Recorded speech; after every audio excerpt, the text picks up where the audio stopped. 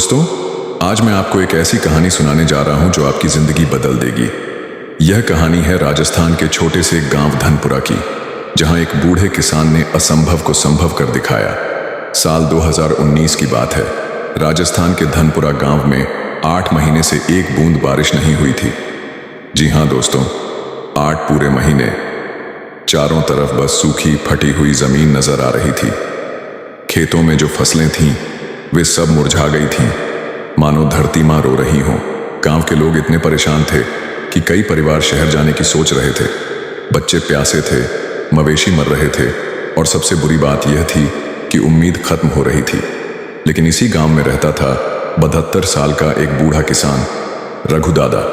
सफेद दाढ़ी, मजबूत हाथ और आंखों में अटूट विश्वास। रघु दादा के पास सिर्फ 2 बीघा जमीन थी, लेकिन हिम्मत किसी पहलवान से कम नहीं।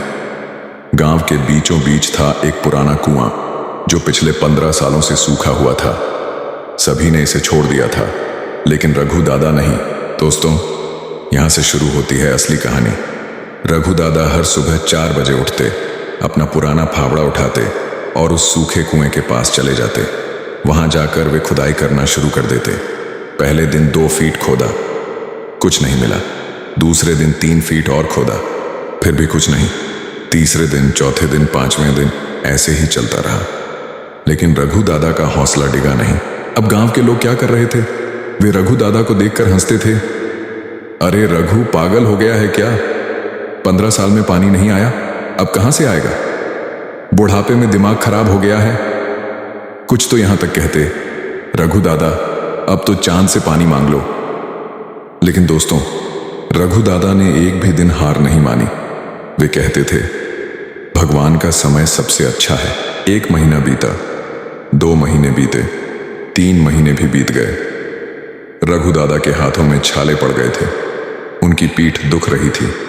उम्र के साथ मेहनत और भी मुश्किल हो रही थी, लेकिन फिर भी वे रुके नहीं।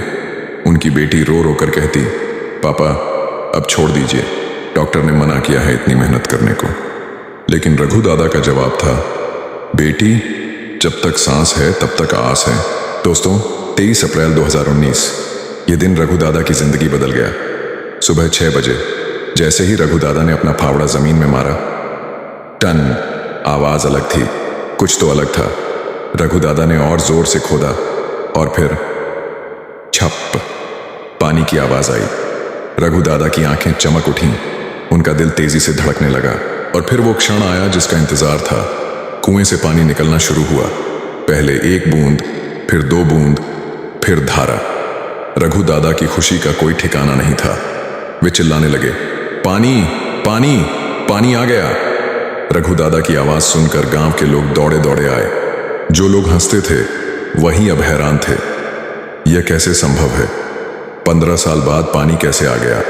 रघु दादा, आपने कमाल कर दिया। बच्चे खुशी से नाच रहे थे, औरतें भगवान का शुक्रिया अदा कर रही थीं।